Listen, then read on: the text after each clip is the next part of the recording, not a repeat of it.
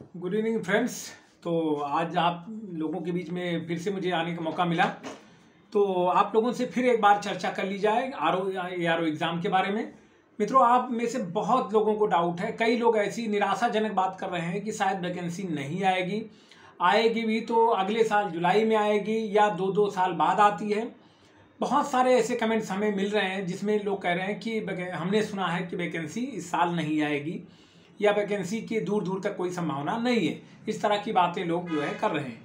मैं आप लोगों को एक बार फिर से कहना चाह रहा हूँ, शुरू से कहता आ रहा हूँ दिसंबर से पहले नहीं आएगी, जबकि जुलाई में ही बहुत सारे लोग कह रहे थे कि 600 वैकेंसियाँ आ रही, 1500 वैकेंसियाँ आ रही हैं।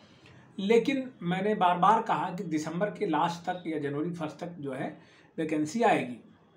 ऐसे में देखिए वैकेंसी कब आएगी, ये बहुत ही बहुत लेट नहीं होने जा रहा है, ये आप कंफर्म हो लीजिए कि बहुत ज़्यादा लेट नहीं होने वाला है। एग्ज़ाम अप्रैल के आसपास ही होना, मार्च लास्ट या अप्रैल में ही होना है।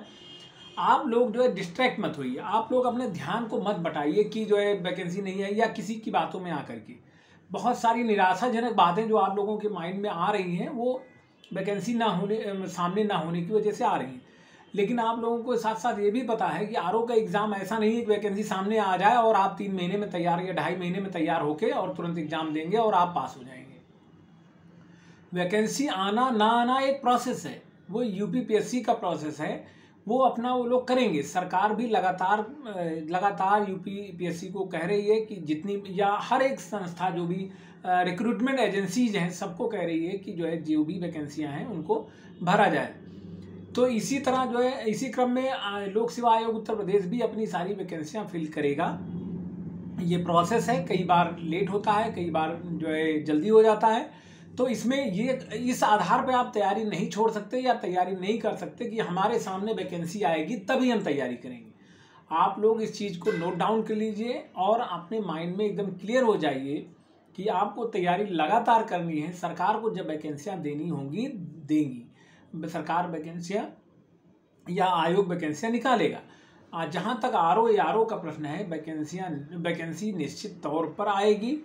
काफ़ी वैकेंसियाँ खाली हैं सचिवालय में भी, और लोक सेवा आयोग, रेवेन्यू बोर्ड और अल्पसंख्यक बोर्ड, ये बहुत सारी जगहों पर आरओ जहाँ पर वैकेंसियाँ होती हैं तो इसकी वो आएगी। तो ऐसा नहीं है कि आप वैकेंसी आएगी तब तैयारी करेंगे। अगर आप इस तरह से सोच रहे हैं तो आप बहुत गलतफहमी में जी रहे हैं। साथ ही साथ आप अगर इस निराशाजनक माहौल में जी रहे हैं कि नहीं वैकेंसी जब आए पता नहीं कब आएगी भी नहीं, मैं पढ़ूं या ना पढ़ूं, ज्योग्राफी पढ़ूं कि ना पढ़ूं, जो पॉलिटी पढ़ूं कि ना पढ़ूं। देखिए, आप लोगों से मैंने शुरू में कहा था कि आप लोग पॉलिटी और ज्योग्राफी को जो है अक्टूबर के लास्ट तक हर हालत में कंप्लीट कर लीजिए। बहुत सारे ऐसे फ्रेंड्स हैं जिन्होंने कर भी लिया होगा, जिन्होंने नहीं किया होगा उनको मैं 10 दिन और एक्सटेंड कर रहा हूँ, यानी 10 नवंबर तक वो लोग कर ले। उसके बाद मैंने कहा था कि साइंस और जो है इकोनॉमी, इन दोनों पर काम करना होगा। तो आज मैं साइंस और इकोनॉमी की रणनीति पर विशेष करके चर्चा करने के लिए आपके सामने आया हूँ कि साइंस में क्या पढ़ें और कहाँ से पढ़ें, और साइंस का क्या रोल है, इकोनॉमी का क्या रोल है, ये आप लोगों को मैं थोड़ा चर्चा करना चाह रहा था। जहाँ तक साइंस की बात है और इकोनॉमी की बात है, आप लोग पेपर उठा के देख लीजिए, दोनों को मिला दिया जाए तो 30 क्वेश्चन से कम नहीं होने वाले हैं।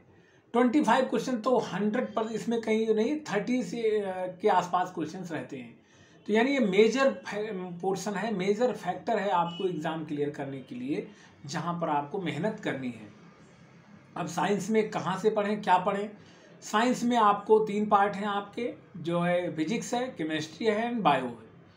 फिजिक्स और केमिस्ट्री में बहुत साधारण क्वेश्चन पूछे जाते हैं कई बार, जैसे सिंपल क्वेश्चन पूछ लिए जाते हैं, वर्क एक सदिश राशि है कि अदिश राशि है, जो है एक पानी का बुलबुला, जो है पानी के जो बुलबुला है वो उत्तल लेंस की भांति काम करता है या अवतल लेंस की भांति काम करता है, या लिफ्ट में ऊपर जाते समय आदमी का वजन ज़्यादा फील होता है या कम फील होता है, अचानक लिफ्ट टूट जाने पर क्या होता है, या इंसान या आदमी का भार जो है धरती पर यानी पृथ्वी पर इतना है तो चंद्रमा पर कितना 1/6 हो जाएगा।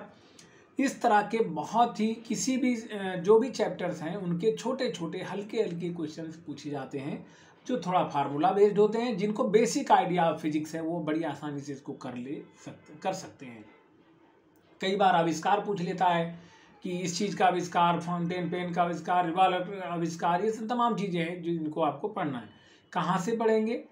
साइंस के लिए दो तरीका है। एक तो आप क्वेश्चन पेपर, जो मैं हर बार कहता हूँ, जो क्वेश्चन पेपर घटनाचक्र पुनरावलोकन से कर लीजिए, उसके साथ साथ आप लूसेंट पढ़िए। साइंस के लिए Lucent is the best book. आप लोग पहले भी फॉलो हो सकता है करते हो, नहीं करते हो तो इसको करिए। बायो में भी इसमें केमिस्ट्री में भी बहुत सारी चीज़ें हैं कि जो है बहुत सारी चीज़ों का रासायनिक नाम पूछा जाता है। बहुत सारे ऐसे केमिकल्स जो कि जो है उसको मतलब कि पेन किलर का काम करते हैं, कुछ इस तरह से जो है पूछे जाते हैं जो डेली यूज में हैं घर में चीज़ें, उनके क्या केमिकल फार्मूला, केमिकल नेम क्या है उनके, तो ये इस टाइप की चीज़ें वहाँ पर पूछी जाती हैं। केमिस्ट्री में भी, तो केमिस्ट्री का भी आप लोग जो है जो बहुत अच्छे से एक बेसिक आइडिया ही पूछा जाता है, आप वहाँ भी लूसेंट का इस्तेमाल बहुत अच्छी तरह कर सकते हैं, केमिस्ट्री भी हो जाएगी। रही बात बायो की, बायो का इम्पॉर्टेंस ज़्यादा है, इस बात को आप समझ लीजिए।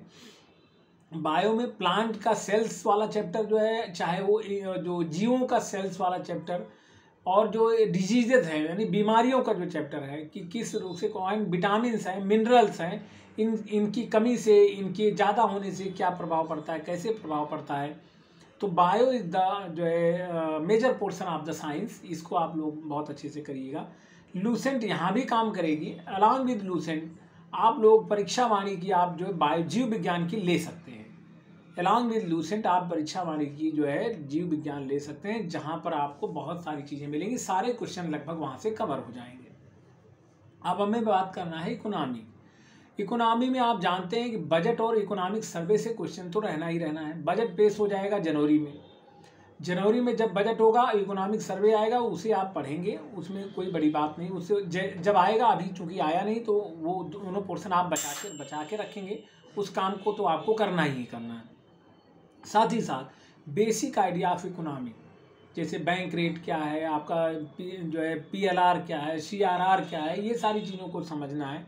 और बजट के और बहुत सारे ऐसे टर्मिनोलॉजीज़ हैं कि, और जो इकोनॉमी के बहुत सारे ऐसे जो है बहुत सारे इकोनॉमिस्ट हैं, उनके विचारों के बारे में भी कई बार ऐसा पूछा जाता है।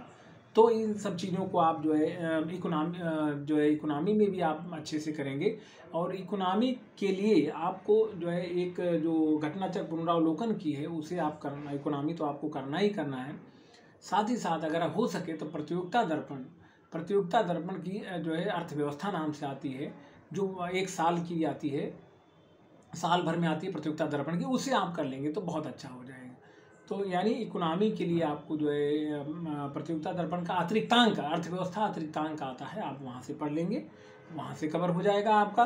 कुछ चाहे परीक्षा वाणी की भी ले सकते हैं, थोड़ी सी ज़्यादा मोटी है, आप वहाँ से भी कर लेंगे। तो परीक्षा वाणी की भी अर्थव्यवस्था जो आती है बहुत अच्छी है, लेकिन उसमें थोड़ा टाइम टेकिंग है।